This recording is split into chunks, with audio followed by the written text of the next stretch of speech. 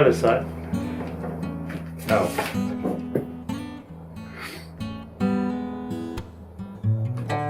You're relentless. How many times can we do this? No. You're not a dog, are you? Don't learn. Come over here.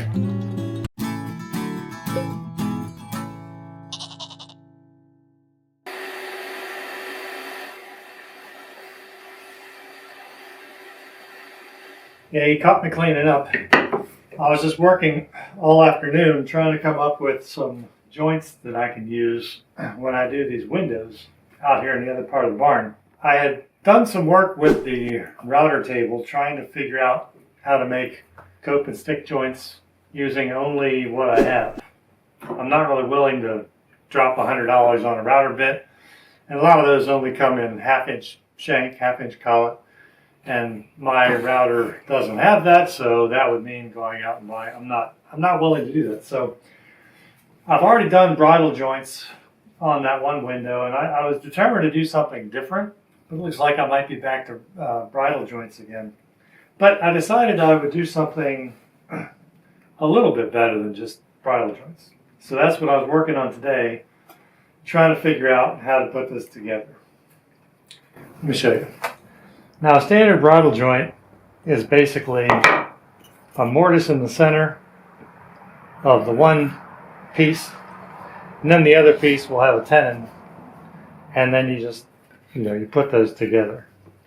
So it's basically like a half lap joint, and you end up with, actually it's better than a half lap joint because you've got twice the number of mating surfaces to put glue on, and it becomes very, very strong. Now, I wanted to do something just a little bit different than that. So what I came up with is I didn't come up with it. I've seen these before, but they looked intriguing and I thought I'd try it. It's basically a bridle joint with a 45 on the one side. So when you get them both together, you end up with, it kind of looks like a picture frame on the one side once it's together, and then it just looks like a standard half lap joint on the other side, and you get lots of glue surface in the middle there. Now you can see mine looks pretty rough. I had my tenon jig was a little bit loose, and it was giving me some slop, and I was getting some pretty bad cuts in there. So I spent a lot of time putting this thing back together and making it a lot tighter. So now it's a lot tighter and I'm getting slightly better results out of it now. This doesn't go the whole way together right now because I'm using 2x4 material for my testing. And to get this mortise the whole way up, it's got to be 3.5 inches to match the width of this board. And my table saw doesn't cut a full 3.5 inches. So when I use well, hi, Cat. When I use thinner material for the actual window frame, then I'll be able to complete that joint and get that together. So this is what I'm going to try to do. I also cut the, you're really in the way. I know, I encourage it. I've got the rabbets here set up for the window glass to sit in, and by doing it this way I was trying to think how I could cut those ahead of time so that I wasn't either on the last window I had to put all of it together and then I used the router to put the rabbet around the inside, but then it leaves a rounded corner and I have to chisel that out square for the glass to sit in it. Now the other side, if I want to do a decorative, all right, this is getting ridiculous. No, you got to go. On the other side, if I want to put a decorative profile on the inside, that's probably going to be back to, doing something with the router. That doesn't work.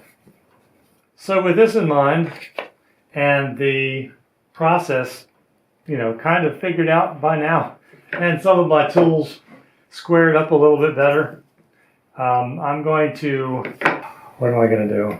So I'm going to make some clean, square, milled up lumber, and then I'll start doing my window frames. So next day, I went and got some more lumber, and I'm going to start putting together these window frames. Now, I was thinking about my mock-up here of the, what I'm calling a half mitered bridle joint. And it's not really doing what I wanted it to do after thinking about it. After showing it to you, there's an error here. Have you figured out what it is? I've got the rabbet for the window glass sitting on the mitered side of the frame, which was supposed to be the inside, and this should be on the outside. So it should be out here, but this is this doesn't save me anything, because if I were to mill that rabbet ahead of time, it's going to go the whole way through, and it's going to extend beyond the edge of the frame, and that's not what I want.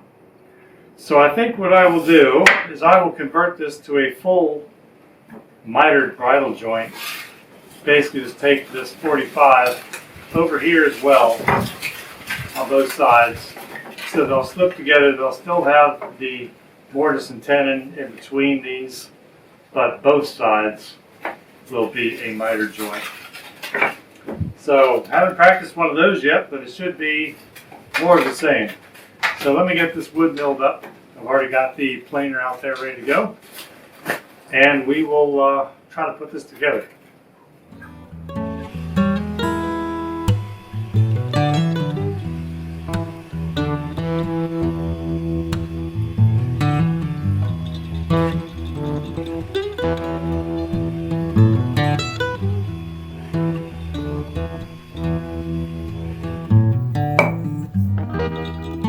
I'm trying to be very careful when I lay these out, because I'm not used to that kind of behavior. Most of what I do is just kind of gross motor skills. It's big things, chop them down, screw them together. But this is kind of delicate, and I want to treat it as such. So I'm taking my time and laying these out, proper thirds here on the end. I'm going to cut, one of these is going to be the tenon, one's going to be the mortise in the center. And then I also have to make one of them, or actually all these cheeks are going to be a miter. So I've got to make sure the orientation is correct, make sure I've got the proper, I'm thinking about the proper side when I lay it out. And this is just a test piece. Clearly this isn't as big as a window. I'm doing something kind of like that. This is kind of a test piece, so I got the worst part of the wood that I just did. I'm going to try to use best practices on this and cut away this bad part along with the miter that I chop away here, so that gets minimized. So let's keep going.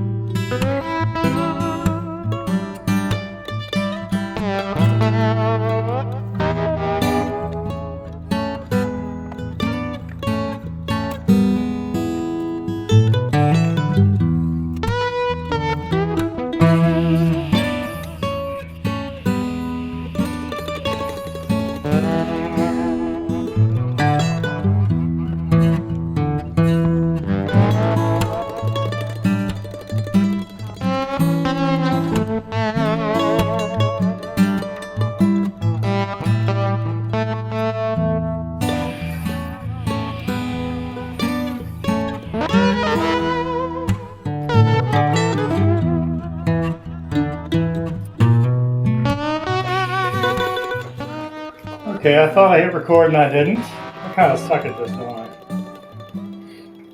I? I had this through here, ran it through,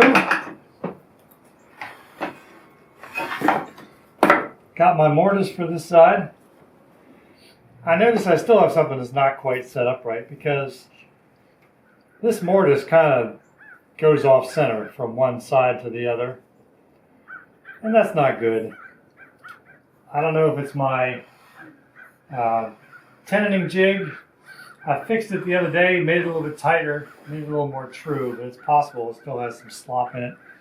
It's causing that run out, or I don't know, maybe my fence isn't square. I just checked it and it's over the distance of one of these. It shouldn't be that far off. So I'm just going to keep going. This is practice. Maybe I can figure out in the making of this how to adjust that. So now let me get these cheeks cut.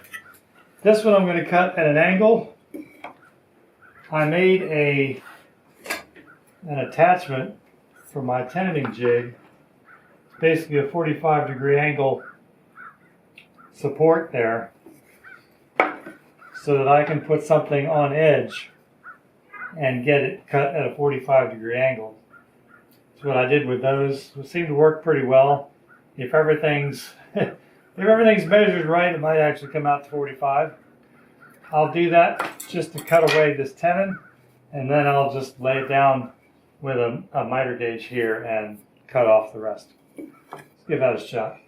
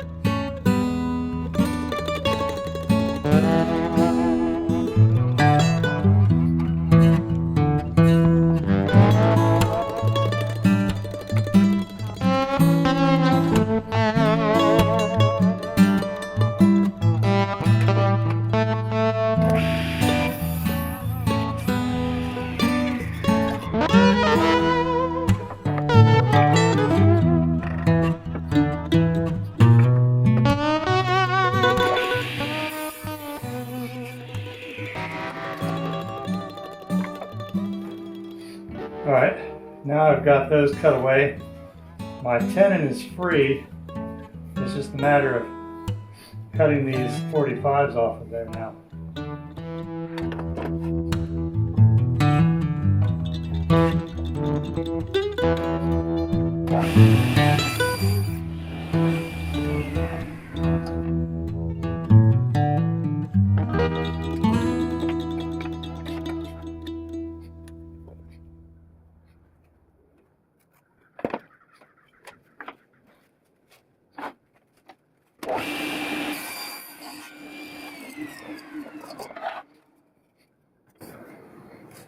There.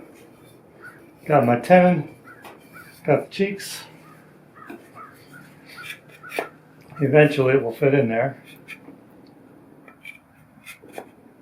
once I pull these off. I'm going to do that next.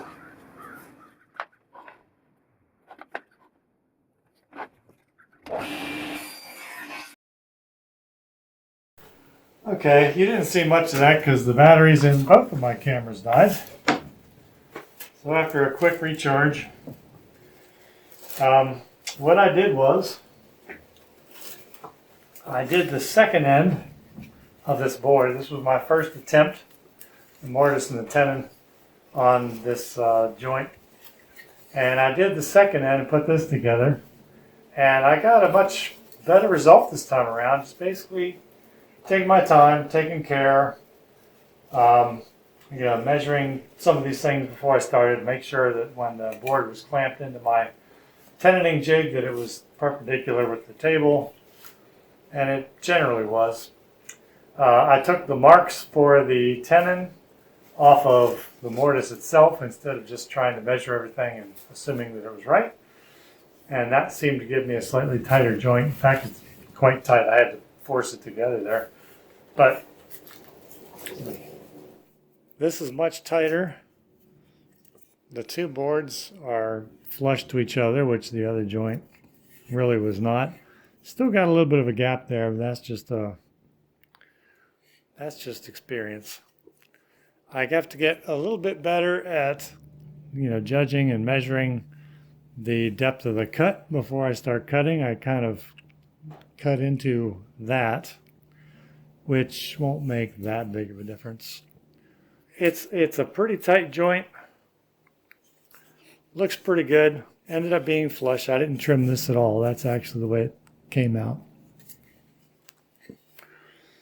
Now, the trick, of course, is doing this on all four corners and making it come out square. Now, if I put a square on this, it's still out a little bit, and I don't really know why.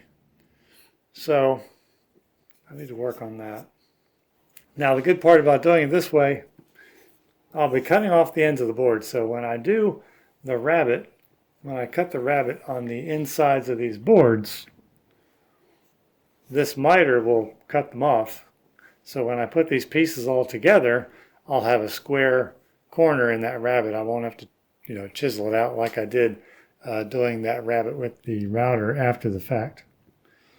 Now it's just on to making the real thing. Ugh.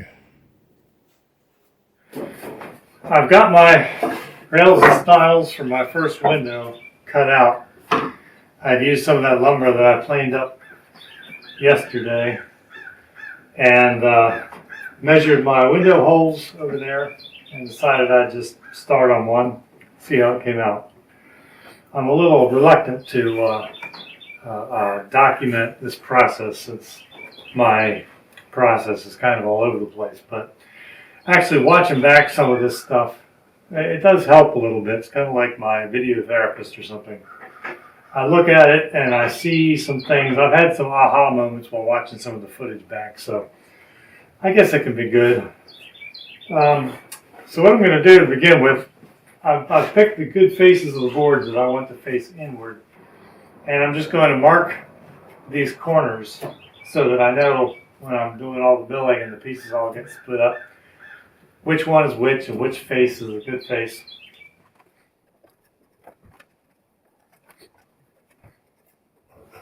And I've marked them far enough back so that when I start cutting the ends off of them, I'm not going to cut off my mark. Now it's just time to start measuring these things up, marking off the mortises and tenons, and then set up the machines. Let me let you in on a discovery. I was marking these up. See, my beautiful marking is on here. Marking up my tenons. And something didn't seem quite parallel. So I noticed after doing some checking, I don't know if you can see, there's a pretty decent gap on all four sides. So what I'm going to do is I'm going to give up a little bit of width. And because I just I resurrected my little jointer over there, I'm going to use it. Now, if you didn't see my jointer restoration video, you can go back and check through my tool rejuvenation playlist and check that out. So I'm going to use that jointer, and I'm going to try to make these edges square. Maybe that will help with some of the issues that I had putting my joints together. Anything can help, and this has got to be a contributing factor. So let's do that now.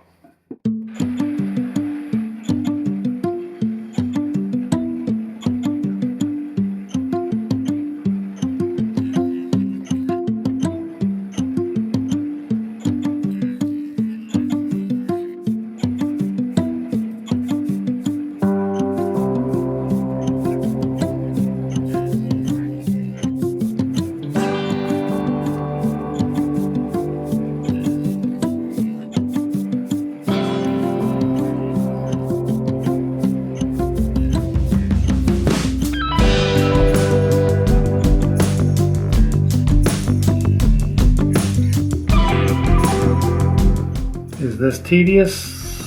Yes, it's very tedious. It's what I signed up for.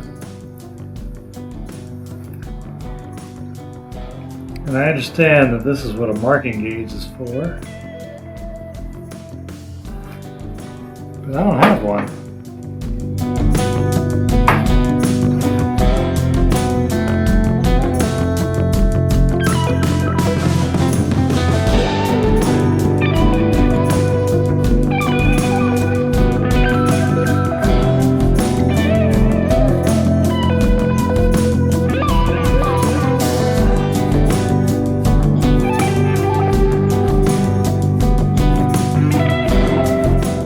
I've gone through and marked the two stiles to make sure it's nice and clear that the centerpiece is going to come out.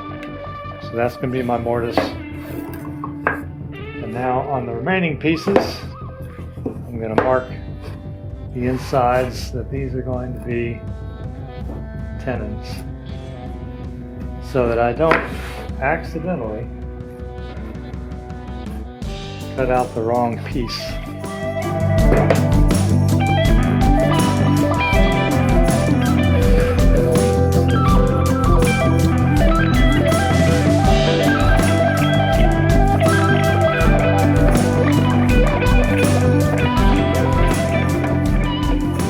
Okay, I made all my cuts. I didn't film any of that. I mean, I figure you may have seen enough of that while I was making my samples. And I was on a roll and didn't want to stop and set up the camera. So I got all of my miters cut. How did I do?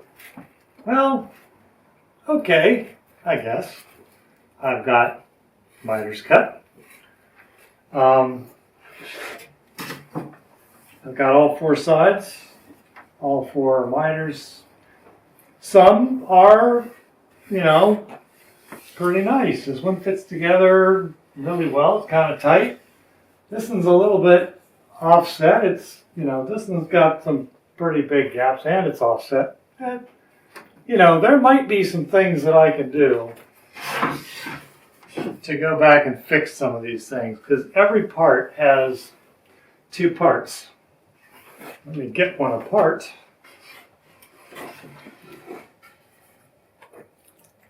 So you've kind of got this fit and you've got this fit on either side of this tenon. So if it's offset, you got to figure out what's too fat. Is it the tenon that's too fat? Is it one of these cheeks that's too fat? That you can whittle away at these things and kind of finesse the fit a little bit. So I might try to do that and kind of salvage some of these. I'm seeing right here, there's a cut right there that didn't quite go up to the line. So that might be causing this one to sit a little bit out. I'm going to try to finesse this a little bit. Relatively happy with how this thing turned out. I checked square on everything. Even as pieces were clamped into it, I was checking square to make sure everything was straight up and down, to make sure this was actually 45. And I think all the angles are okay. It's the measuring and the blade height and, the play in the tools that are my problem at this point. Marking's a little bit of an issue. So I think what I need to do is refine this process a bit, and I think the next one could go better. I now know some things to look out for. We're not going to really call this my practice window frame, because I think I need to use it. I just need to get this done.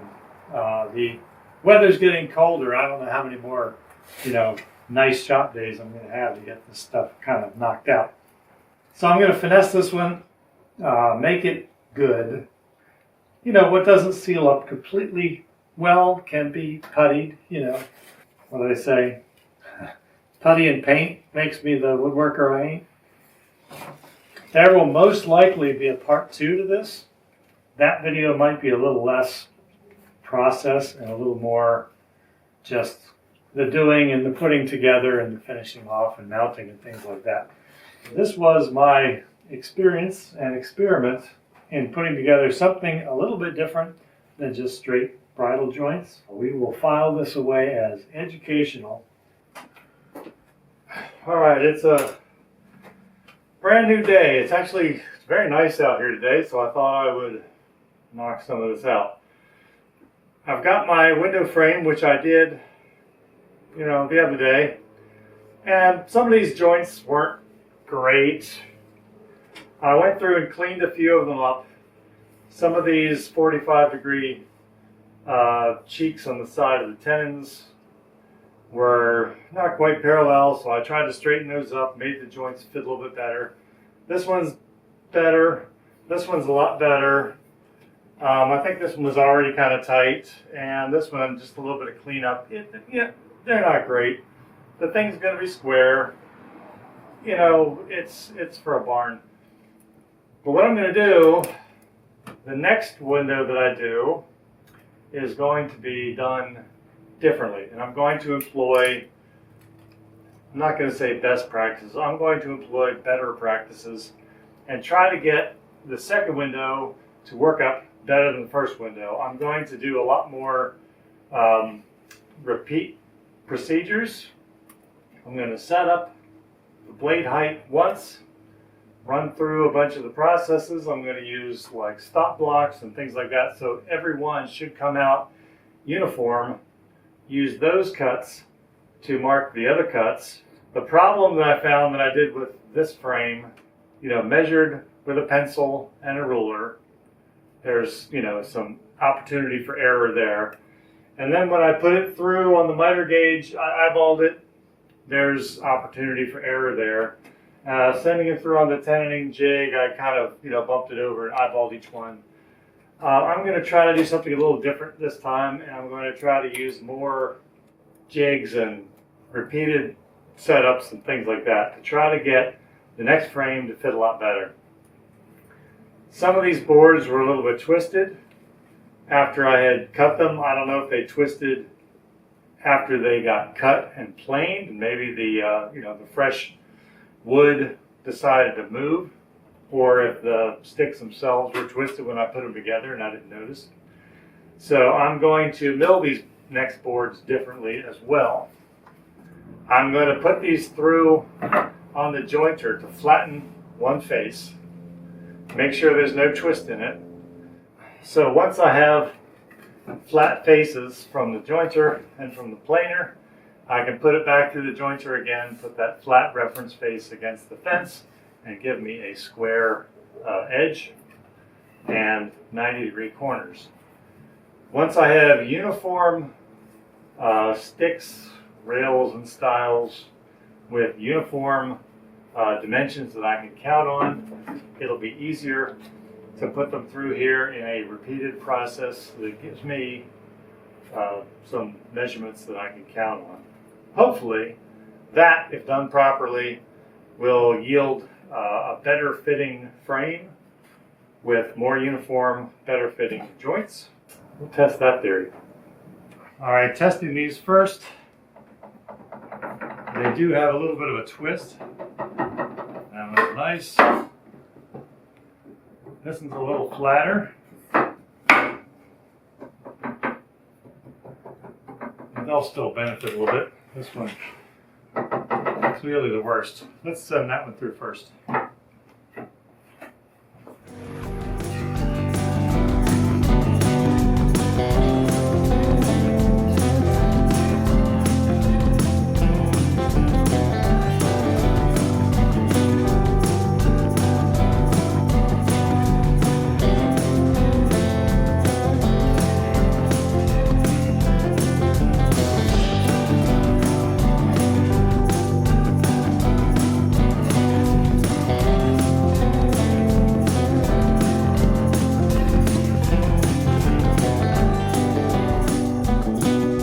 Now let's test that out. A whole lot better. Now, you might be able to tell it's a bit of a wonky angle, but that doesn't matter because the planer is going to use this flat surface to make this one flat as well. So those two will be parallel, and then the edges will be referenced off of those flat faces. All right, I've got these four done. Let's get them through the planer.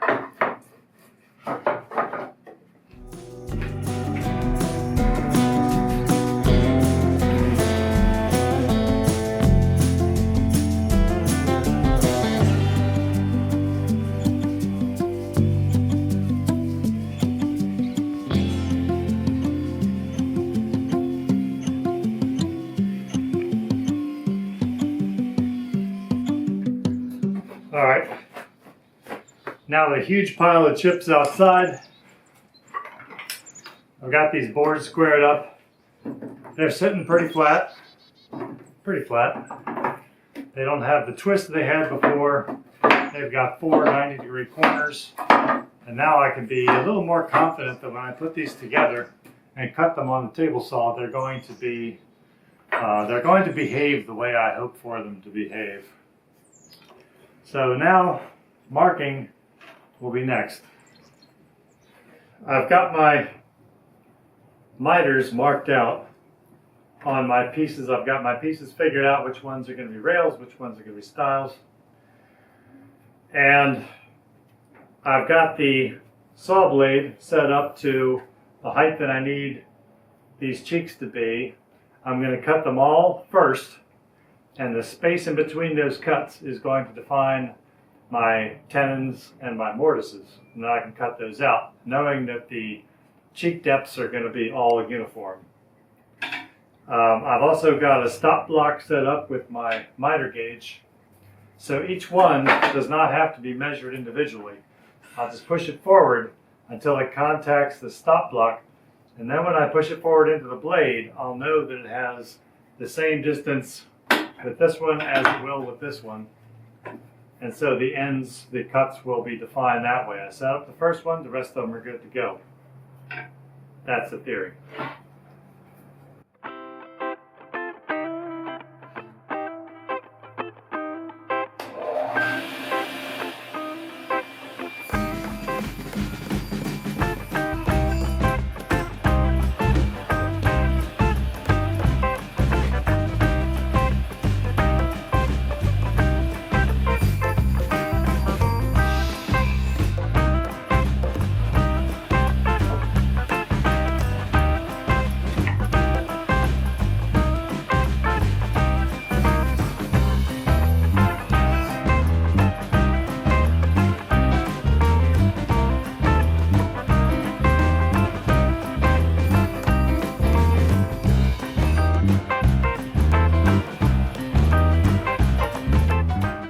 Alright, swapped my miter gauge around.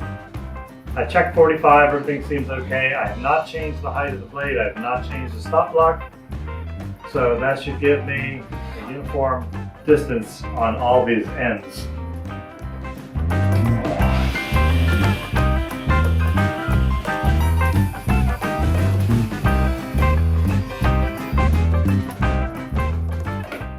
Now you can see I've got the cheeks cut for all of my ends. The space that's left over is going to define my tenon on the one end of the joint and the mortise on the other end of the joint. So now I just have to set up for those.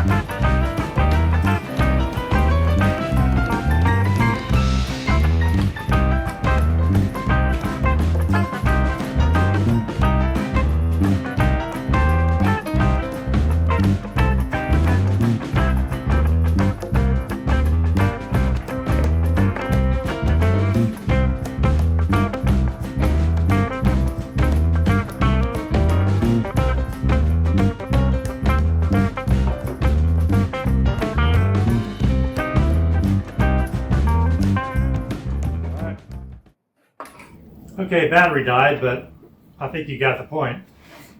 I was able to use this tenon jig for my 45s, and I got them all cut. And you might say, well, you know, Mr. Shed, you messed up. You've got all of your joints are tenons. There's no such thing as tenon joinery. The boss is not going to be happy. You're partly right. You're right that there's no tenon joinery, but not right that I messed up. What I need to do now is to make these into mortises. So I'm just going to stand these upright in my tenoning jig, and I'm going to take out what's left over in the middle the whole way through. So I'm going to have a space in here to fit into the tenon on this side. And so far they're looking pretty good. So let's continue. Oh, and I'm wearing earplugs, so if I'm yelling a little bit, that's why. Now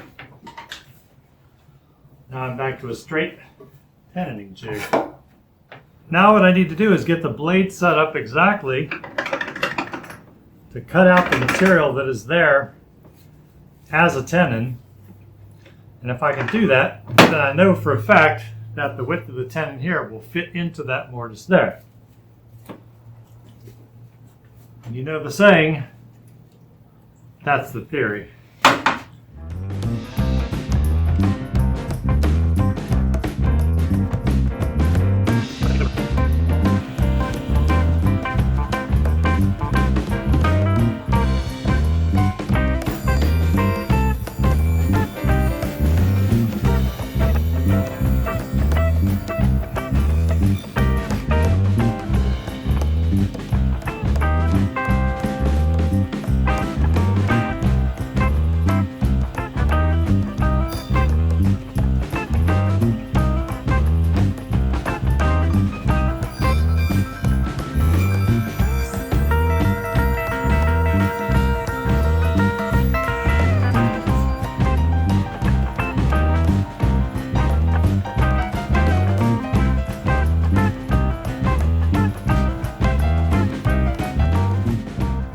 There's some more theory. If I did this just right, then all I should have to do is flip this board around and cut that same depth on this side, and that should be the exact right sized mortise. If it's not exactly right, it's going to be too wide or it's going to be too narrow, and the mortise won't fit in it. So I'm going to sacrifice one as a test, because I looked at it, it's pretty close. I'm going to test it, see how that comes out.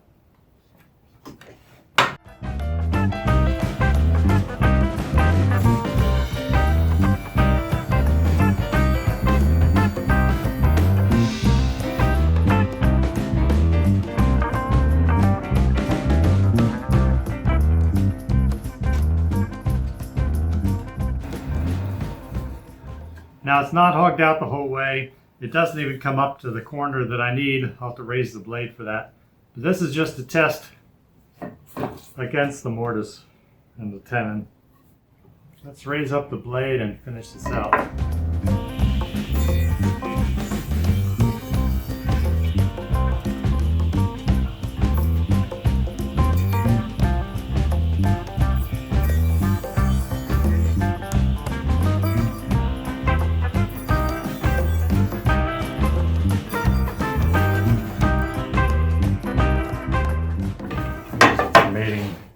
Surface here.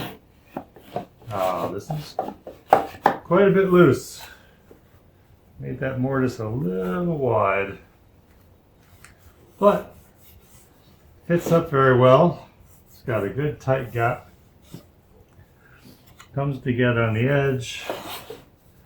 I think glue will fill that gap and make it. I mean, it's not super loose when it's together there. There's some gap, but it's not too bad. All right, I've got all of those joints cut. I've got these pieces just kind of sitting together. They aren't in glue, they aren't in clamps, but they're a whole lot better than the other ones. Now, some of my 45s might be, 45 and a half. Some of these look better than others, but they are all flush, which is better than I can say about the other one. This, as it's sitting, is square, so that's a good thing. A lot of these joints went together pretty well, so we can see that precision and repetition for the win. Imagine that. Only, every woodworker in the world telling me that. But, sometimes you got to learn for yourself. And this time it worked. So you might be saying, well, what are you waiting for? Glue it up and get the thing ready. Not so fast. I still have some opportunities to screw this thing up. So what I'm going to do now is take each individual piece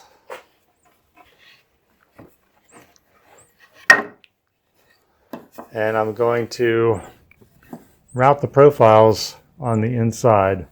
Because the insides are going to be coming to an inside corner here, I can route in this rabbet that the glass is going to sit on.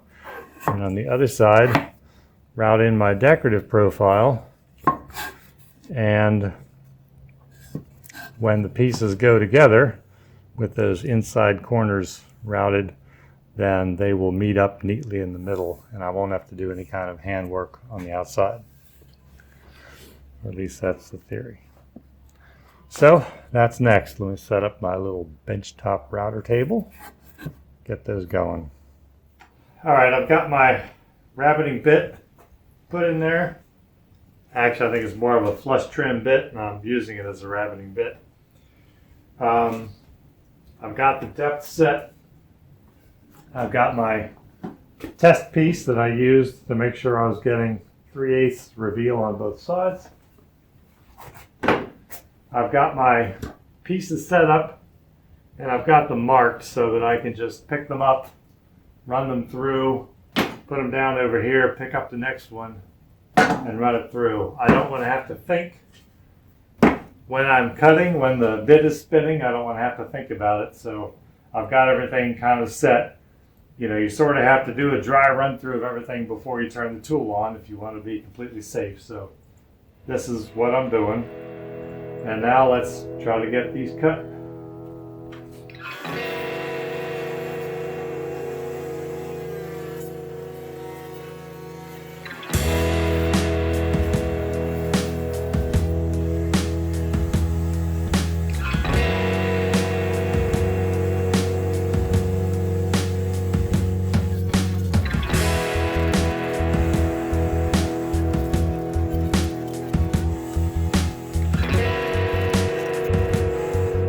Swap this out, and I'm going to do the other profile. It's going to be an OG bit, just kind of a decorative profile.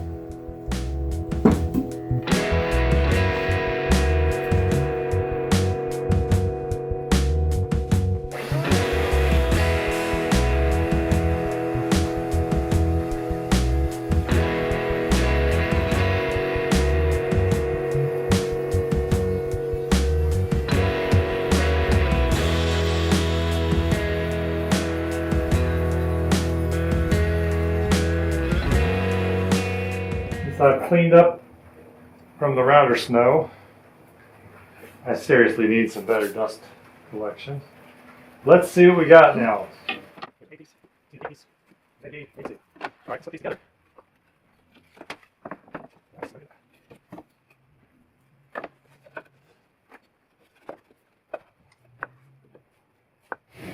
There we go. I mean, they're not perfect. But I wonder if I can tweak them a little.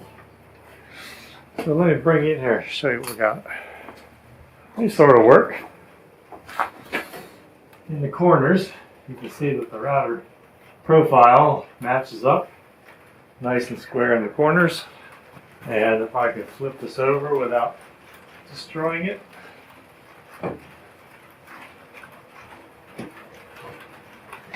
See that the rabbet lines up very nicely in the corners as well. So the glass will sit down in there and I can put a bead of caulking. Alright, now it's the matter of gluing them up, clamping them, and letting them wait. All right, I've got the first window glued up and in clamps. And if I had more clamps, I would do the other one, but I don't. So we'll wait until this one's done, dry, and then I'll put the other one in clamps. We'll have 2 windows.